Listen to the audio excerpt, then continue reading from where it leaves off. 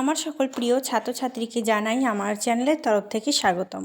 তো স্টুডেন্ট, আজকে আমি আলোচনা করব তোমরা যারা কোচবিহার পঞ্চানন বর্মা ইউনিভার্সিটির আন্ডারে পড়াশোনা করছো, সিবিসিএস 4th সেমিস্টারের স্টুডেন্ট যারা আছো, তোমাদের যাদের রয়েছে ডিএসসি হিস্ট্রি, তোমাদের জন্য আজকের এই ভিডিওটি।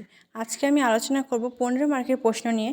পরবর্তী ভিডিওতে তোমরা একে একে 10 মার্কের, 5 মার্কের এবং 1 মার্কের প্রশ্ন কিন্তু পেয়ে যাবে। তো চলো ভিডিওটা শুরু করি। ভিডিওটি শুরু করার আগে একটু ইনফরমেশান দিয়ে দিই। তোমরা যারা আমাদের থেকে নোট সংগ্রহ করতে চাও, তোমরা অবশ্যই আমাদের হোয়াটসঅ্যাপ নম্বরে মেসেজ করে নোট সংগ্রহ করে নাও, এবং চ্যানেলে নতুন হয়ে থাকলে অবশ্যই আমাদের এই চ্যানেলটি সাবস্ক্রাইব করে পাশে থাকবে। তাহলে নিত্য নতুন ভিডিও তুমি সকলের আগে পেয়ে যাবে তোমার ফোনে। তো চলো শুরু করি। আজকে আমি 15 মার্কের প্রশ্ন আলোচনা করছি। আমি ধীর গতিতে বলছি, তোমরা খাতা কলম বের করো, লিখে নাও। 1 নম্বর প্রশ্নতে লিখো, 15 মার্কের প্রশ্ন।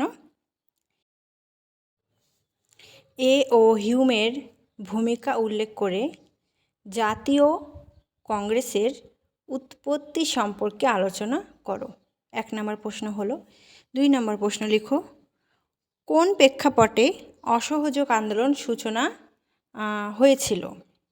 তুমি কি মনে করো গান্ধীজি এই আন্দোলন ব্যর্থতার জন্য দায়ী ছিলেন? 3য় প্রশ্ন, ভারতের স্বাধীনতা সংগ্রাম সুভাষচন্দ্র বোস ও আজাদ হিন্দ ফৌজের ভূমিকা নিরূপণ করো। 4র্থ প্রশ্ন, 1847-এর ভারত বিভাজন সম্পর্কে বিবরণ লেখো। আবার এই বিভাজন কি অনিবার্য ছিল? খুব ইম্পর্ট্যান্ট একটি প্রশ্ন। 5ম প্রশ্ন, স্বদেশী আন্দোলনের মূল বৈশিষ্ট্যগুলি কী ছিল? 6 নম্বর প্রশ্ন লিখো, 1905 সালের বঙ্গভঙ্গের পশ্চাতে কী নীতি কাজ করেছিল? বাংলা এর প্রতিক্রিয়া কী ছিল?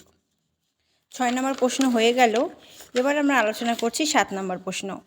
মহাত্মা গান্ধী জাতীয় নেতৃত্ব হিসেবে উত্থান সম্পর্কে একটি প্রবন্ধ লেখো। পরবর্তী প্রশ্ন 8 নম্বরে, স্বাধীনতার ভারতে রাষ্ট্রের একই কারণে বল্লভভাই প্যাটেল কী ভূমিকা পালন করেছিলেন? খুব ইম্পর্ট্যান্ট একটি প্রশ্ন।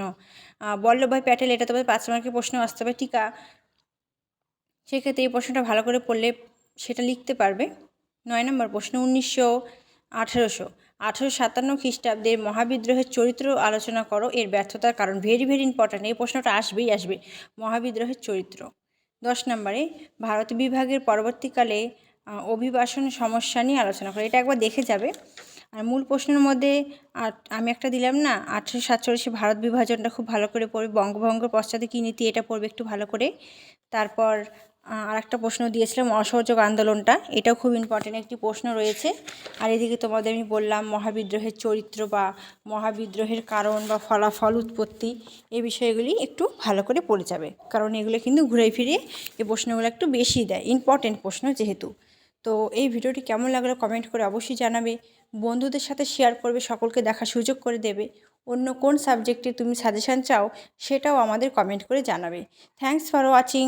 আফটার অল, থ্যাংক ইউ সকলকে।